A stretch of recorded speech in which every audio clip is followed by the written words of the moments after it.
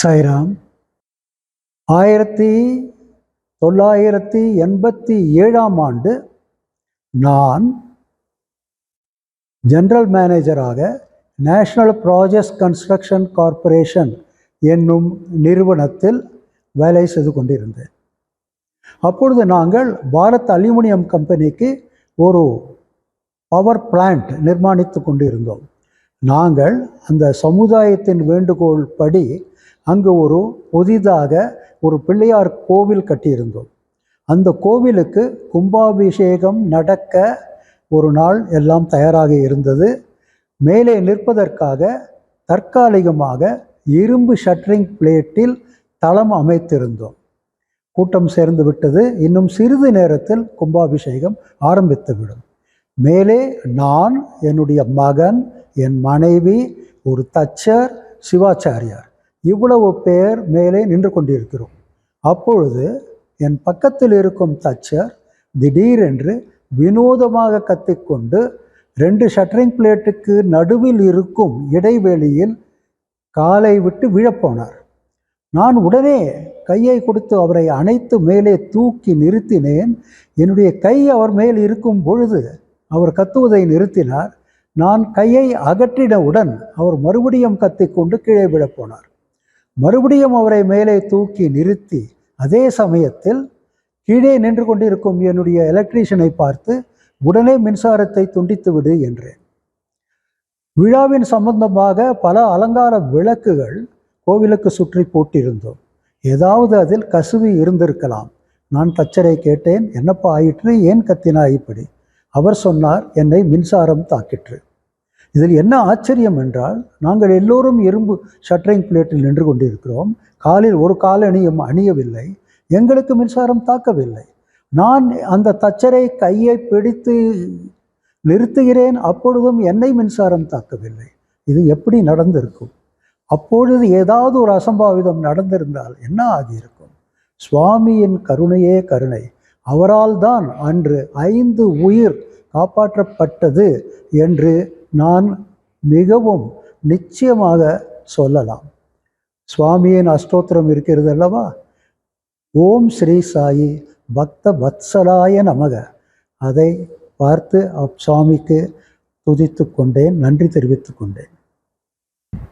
பகவான் ஏன் பக்தர்களை ஆபத்திலிருந்து காப்பாற்றுகின்றார்? பகவான் ஏன் பக்தர்களின் வியாதிகளை போக்குகின்றார்? ஏன் பகவான் பக்தர்களின் கஷ்டங்களை நீக்குகின்றார்? பகவானின் ஒரே நோக்கம் என்ன? அவருடைய பக்தர்கள் இதே ஜென்மத்தில் அவர் சொன்ன போதனைகளை கடைப்பிடித்து இதே ஜென்மத்தில் சம்சார துக்கத்திலிருந்து மீள வேண்டும் என்ற ஒரே நோக்கத்துடன் தான் இதை செய்கின்றார். மனித ஜென்மம் கிடைப்பது மிகவும் துர்லபம். அதைவிட துர்லபம் மனித ஜென்மம் கிடைத்து இப்படி ஒரு அவதார புருஷரின் தொடர்பு கிடைப்பது இதைவிட துர்லபம். பல ஜென்மங்களில் நாம் செய்த புண்ணியத்தினால்தான் இப்பொழுது ஒரு அவதார புருஷரின் தர்சனம், ஸ்பர்சனம், சம்பாஷணை, அவருடைய உபதேசம், அருள் பாலிப்பு எல்லாம் நமக்கு கிடைக்கின்றது. மறுபடியும் அடுத்த ஜென்மத்தில் மனிதனாக பிறப்பேன் என்பதில் என்ன உத்தரவாதம்? அப்படி மனிதனாக பிறந்தாலும் இப்படி ஒரு அவதார புருஷர் நமக்கு கிடைப்பார் என்பதில் என்ன உத்தரவாதம்? அதனால் நாம் ஒவ்வொருவரும் இந்த ஜென்மம்தான் நமக்கு கடைசி ஜென்மமாக இருக்க வேண்டும் என்று கங்கணம் கட்டிக்கொண்டு சுவாமி சொல்லும் போதனைகளை கடைப்பிடிக்க வேண்டும். சுவாமி என்ன சொல்லுகின்றார்? நீ பிறந்ததே இனி பிறவாமல் இருப்பதற்காகத்தான் என்று சொல்லுகின்றார். சுவாமி மற்றும் என்ன சொல்லுகின்றார்? நீ make your life my message.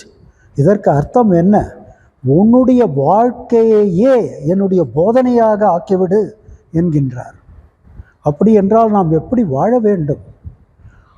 பகவான் தான் நமக்கு என்று பூராக பகவான் மேலேயே நம்பிக்கை வைத்து, ஆங்கிலத்தில் சொல்லுவார்கள் அல்லவா, eat God, drink God, leave God என்பார்கள். அதுபோல் பகவான் தான், எதற்கும் பகவான் தான், என்ன செய்தாலும் பகவானை நினைத்து கொள்ள வேண்டும். இந்த ஜென்மத்தை, அடுத்த ஜென்மம் நமக்கு வேண்டாம் என்று ஒவ்வொரு சாய் பக்தனும் இதை கங்கணம் கட்டிக்கொள்ள வேண்டும்.